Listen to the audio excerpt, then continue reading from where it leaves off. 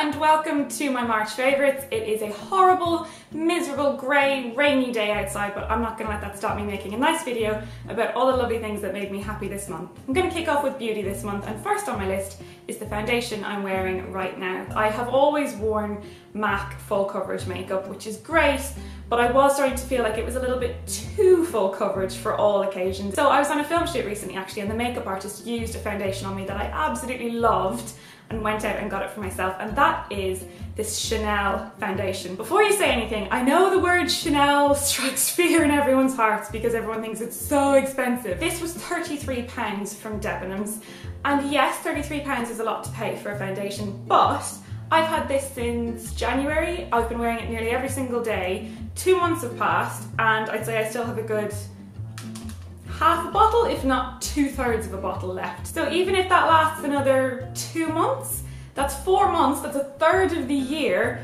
on £33, which I think is pretty good. I'm always willing to invest in a good foundation because, I mean, it's your whole face all day, every day. This one is Vitalumiere Aqua, and it says that it's an ultralight skin perfecting makeup, but I think the coverage in it is really nice. The great thing about this foundation is that you can sort of layer it, so you can just put on a little bit for light coverage if you want. You can always put another layer over that to get more coverage without it looking too cakey. Now, the one thing I do find with that foundation is it doesn't really give me the coverage that I need under my eyes. I tend to have really bad black circles under my eyes, probably all the stress from YouTube.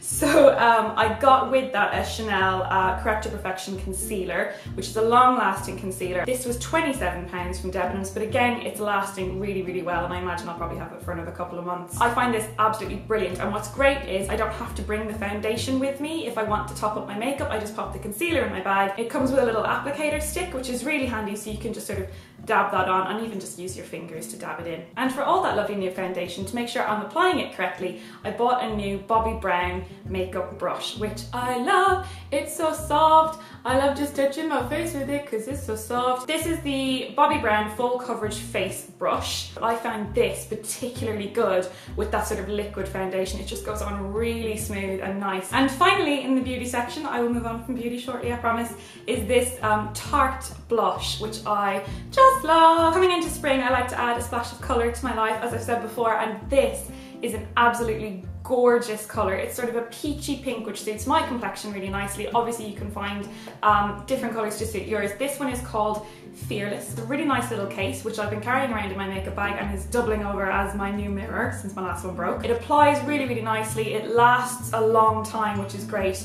And the colours are all just lovely in that range, so I would suggest you go have a look at those. Right, moving on, the sun is coming out outside. It's becoming a glorious day, which is lovely for me sitting here now in the sun, but it's going to be awful for editing Hazel, who realises that this whole video is like completely different colours and exposures and lightnesses. Next on my list is a film, and it's funny because my film last month was Ex Machina, which is about a man who needs to test a robot to see if she passes the Turing test, which is whether or not a computer, a robot, AI, passes for human. And this month, my favourite film is The Imitation Game, which is about Alan Turing, the man who created the Turing test. Bit of a coincidence, I just thought that was interesting. I think the first thing I need to point out is that it's supposed to be a sort of historical documentation of his work, but it's not a particularly accurate depiction of the man's life. I think it's very heavily dramatized. There's this sort of love story that's added, and there's a lot added to it to make it a good narrative and to make it interesting that maybe isn't necessarily true. But it's a really entertaining,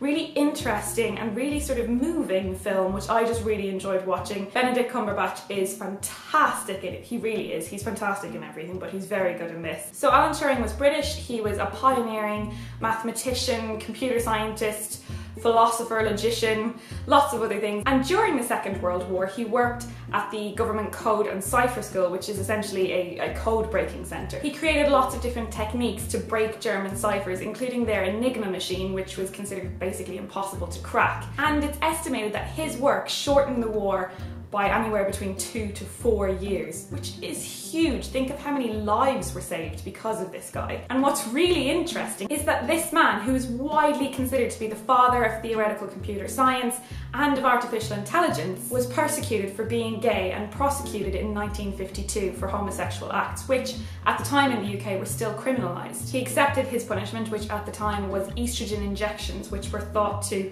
fix someone who was gay, and 2 years later he died of cyanide cyanide poisoning. It hasn't been proven, but a lot of people think that he did kill himself because the treatment was affecting his brain and how he could work. I mean, imagine what he could have gone on to do. It's just so sad. So yeah, the film kind of opened my eyes to the story of this man. So for that reason, loved this film, would highly recommend that you guys go watch it.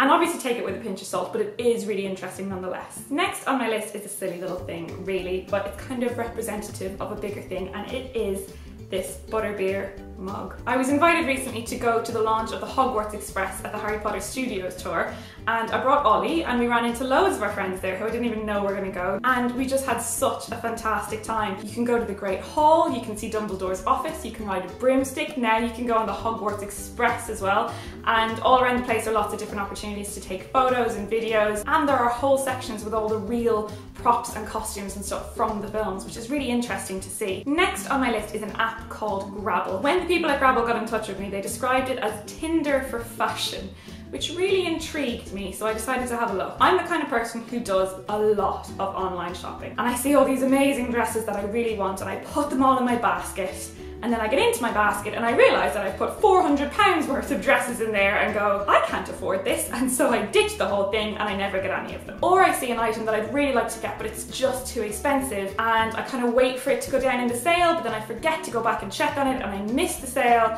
and then I'm really angry with myself. So this app is, I have to say, very useful for someone like me. First of all, you can input loads of different online stores, and then you can select the type of clothes or items that you want to see, or maybe filter them by the kind of look you want. But after you do that, you see a list of potentially hundreds or even thousands of items that you wouldn't normally have seen, because it collates them all together from all these different websites. So you can obviously buy it straight up, or you can grab it and put it in your basket, so to speak, for later, and then get alerts when they go down in the sale. It's just such a clever idea and such a great way to find bargains and save money. I like money, you like money, everyone likes money. I would recommend you guys go check that out if you fancy getting yourself a bargain. And last on my list is something sweet and tasty for you. It's Dum Dum Donuts.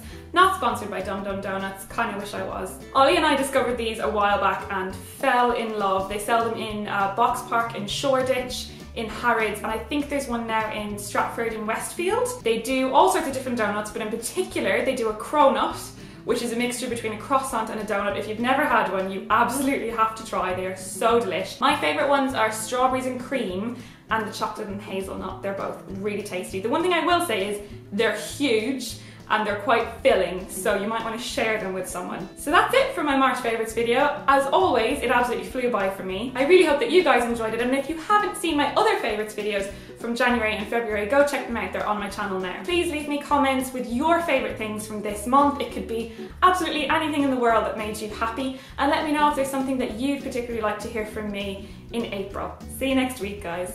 Slán!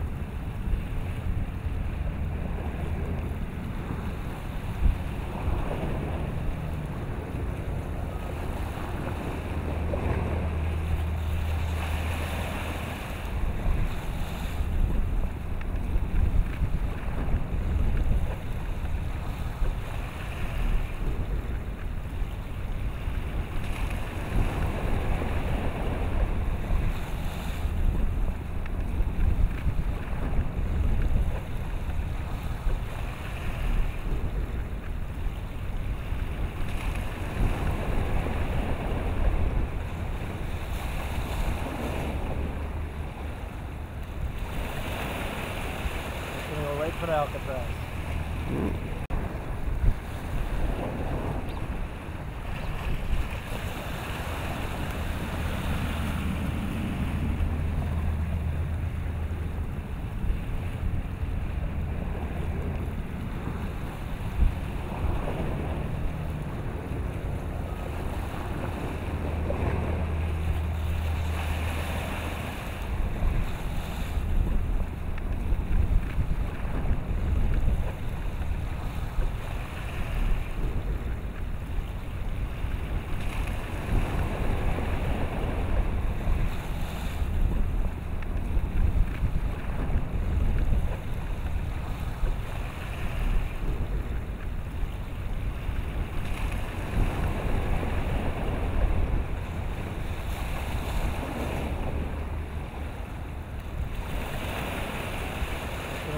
Alcatraz.